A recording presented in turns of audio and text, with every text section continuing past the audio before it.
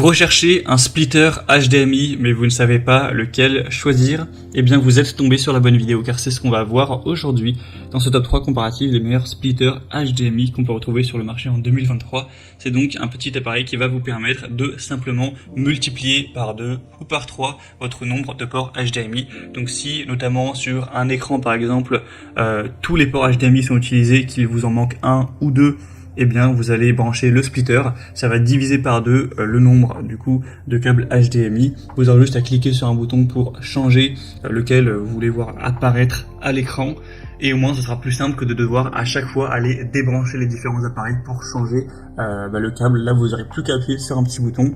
On a certains modèles qui vont simplement doubler, d'autres qui vont tripler, même il y en a qui peuvent exister qui vont quadrupler donc ces ports.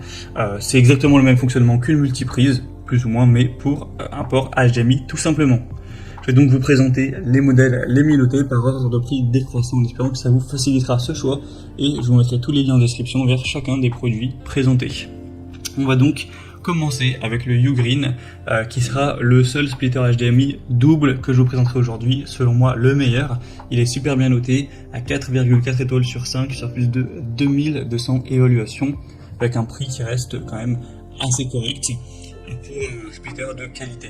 Donc là vous aurez deux entrées et une sortie, c'est-à-dire que vous allez brancher ça par un port HDMI, tout simplement comme si vous branchiez n'importe quel appareil, une console, un PC, un lecteur Blu-ray, etc. Et vous allez avoir en échange deux sorties HDMI, deux entrées du coup, excusez-moi, qui vont vous permettre d'aller brancher cette fois-ci deux appareils, donc vous allez en gagner un. Donc si vous manquiez de place pour aller mettre votre PS5 ou votre Android Box TV ou je ne sais pas quoi, un lecteur DVD, ce genre de choses, et bien là vous pourrez le faire puisque vous aurez deux ports. Alors après, comme indiqué, vous aurez toujours, en gros, sur la télé vous allez mettre HDMI 1, HDMI 2. Lorsque vous allez mettre HDMI 2 par exemple, là où il y a le splitter, ça va vous afficher évidemment qu'un seul des deux écrans, des deux appareils de la sortie donc qui seront branchés sur le splitter, car effectivement la télé ne va pas comprendre. Mais après vous avez un bouton fait exprès sur le splitter qui switch si c'est pas ce que vous voulez. Donc imaginons cas très simple, vous branchez une Xbox et une PS5 sur le splitter. Là vous allumez votre télé, vous mettez HDMI 2 et ça vous affiche l'écran de la Xbox, mais vous voulez celui de la PS5. Vous cliquez sur le bouton, ça va switcher direct et vous verrez directement à l'écran la PS5, et si vous voulez repasser sur la Xbox, vous recliquez, etc. C'est super simple d'utilisation. Bien sûr, on a une très bonne définition, etc. Ça va pas altérer la qualité, etc. Très bonne performance, très bonne conception. Donc c'est un modèle que je vous recommande si vous avez besoin que d'une seule entrée HDMI en plus. Ce sera donc le premier lien en description.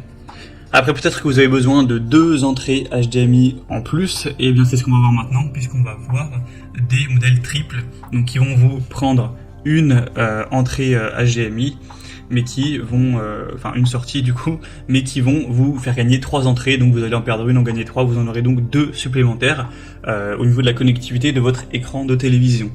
Notamment le Gana, splitter HDMI triple, comme vous le verrez directement sur les images.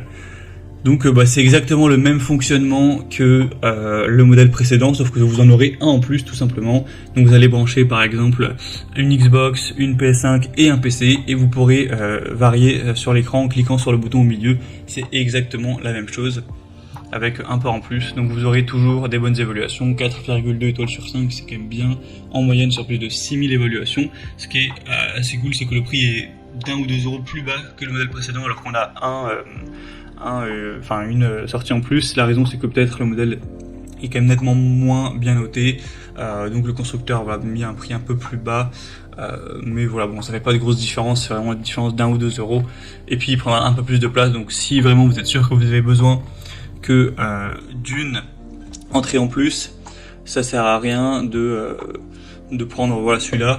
Mais si vous vous dites on sait jamais, au cas où ça peut être bien d'en avoir deux, eh bien autant prendre celui-là, ce sera toujours ça de prix.